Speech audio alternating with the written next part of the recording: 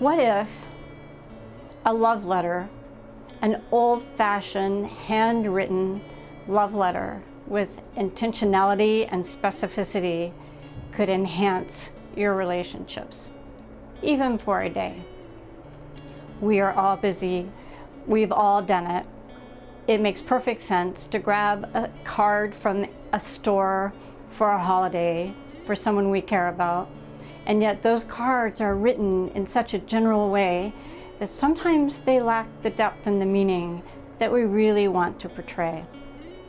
How many of you think that you can't write? But in fact, what I find is if people follow these simple steps without skipping a step, they are usually quite surprised at the beauty of the letter they write for someone in their life.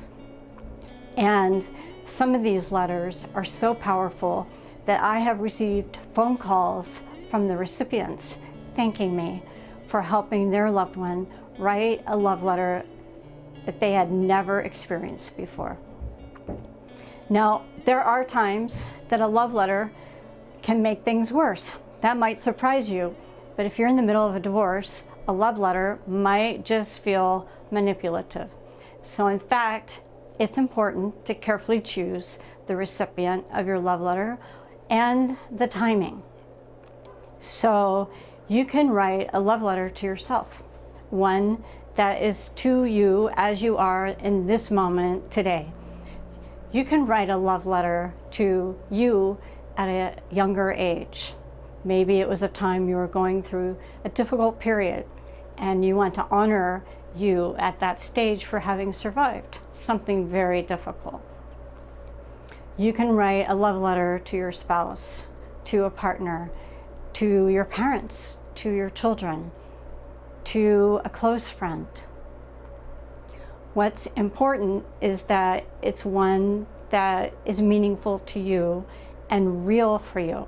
So you can even write a letter to someone who's passed away. It doesn't have to be someone who's alive today. So I ask you a paradoxical question. First, or command. First, choose the person you want to write a letter to. If you're stuck and you can't think of who you would like to write one to, sometimes it's the first person that crosses your mind. So you choose a recipient for your love letter.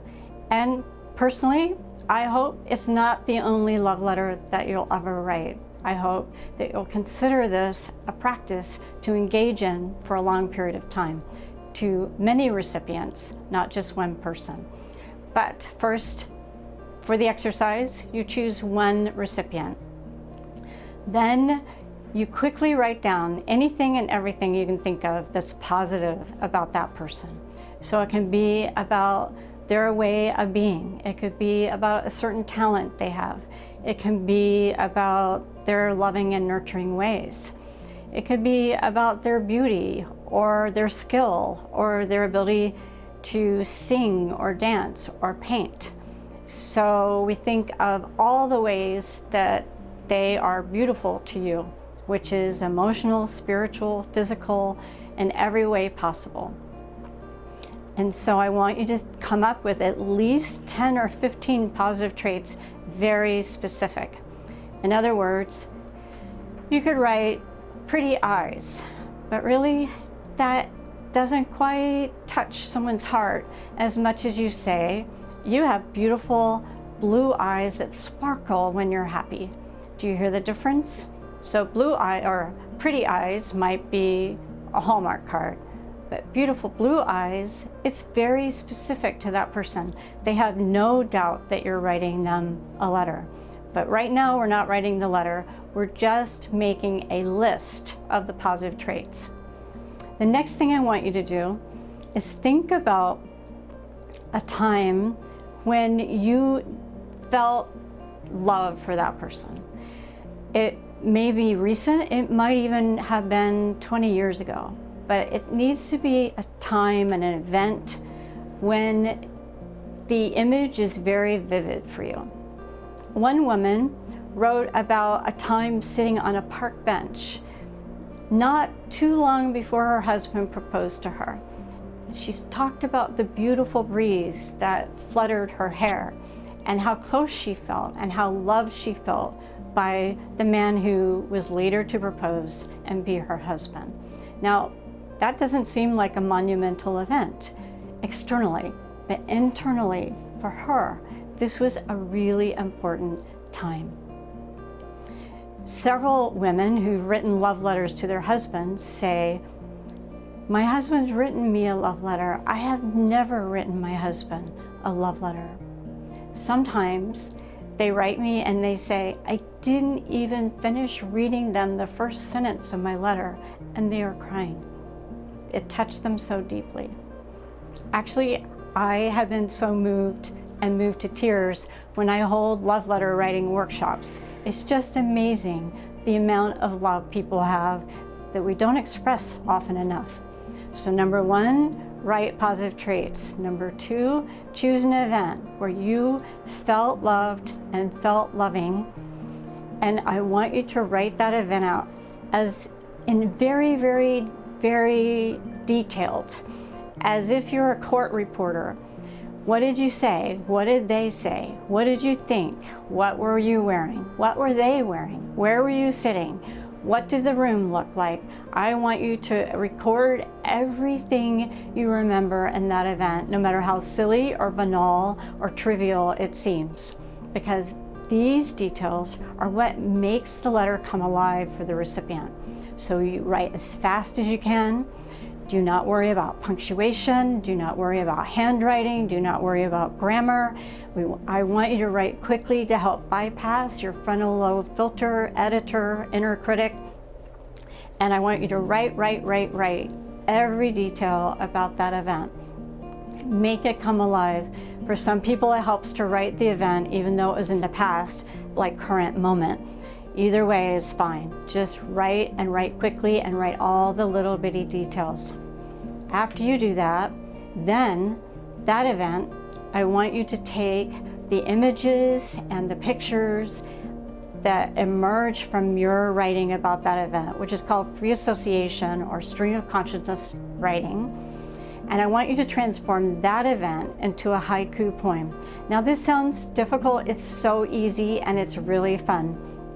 And what's really interesting is that writing a haiku poem is moving you into a right brain process. So generally, verbal language writing is a left brain process. Moving to poetry, though, begins to move you into the right brain, which is pretty exciting because now you have more of a whole brain experience. So I want you to take the event and I want you to transform it to haiku. Haiku is not about rhyming. Please do not rhyme.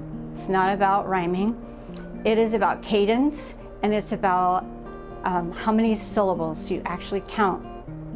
Now, sometimes I teach professionals in a crowd how to write haiku poetry, and you can see them counting on their fingers. It's totally fine. So the first line is 5 syllables. The second line is 7 syllables, and the third line is 5 syllables again. Now, Basho, a long time ago, a Japanese wandering monk, is the first person who began writing haiku. And so it's tradition to write elements of your event that you've already written about and add elements of nature. Now, it can be literal. It may be that this event happened in the spring or the fall, and so you can include new buds on the tree or new blades of grass or cold winter day.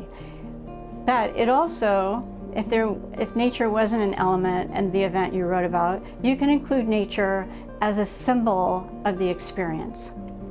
And so elements of nature that might represent the experience of love that you felt.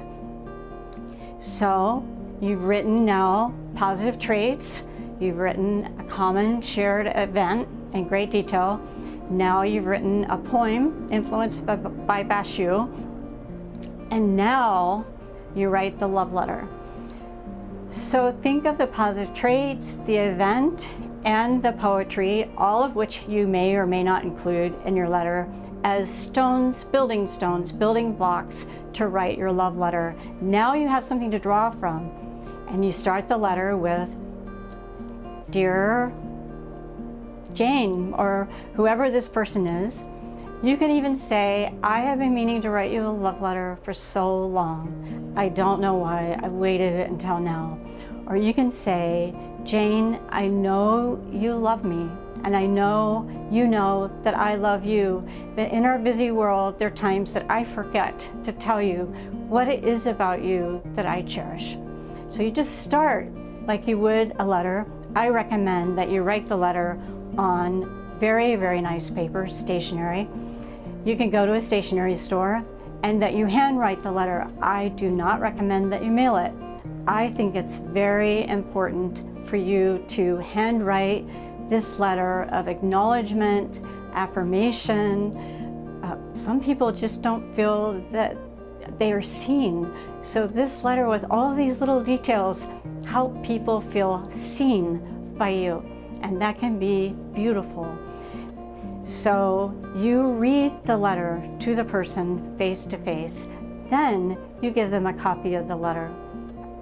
So again, these letters, they shock me and surprise me with the level and depth of love and compassion people have for each other that we forget to express in our busy world. And so I hope you will consider adding love letters to your practice of daily living, and it even can be a form of meditation, concentrating on how we love rather than all the petty little irritations that we all experience. So may you be blessed. May your relationships be blessed. May they be a little bit closer and more intimate as you add an old-fashioned tradition to your life today.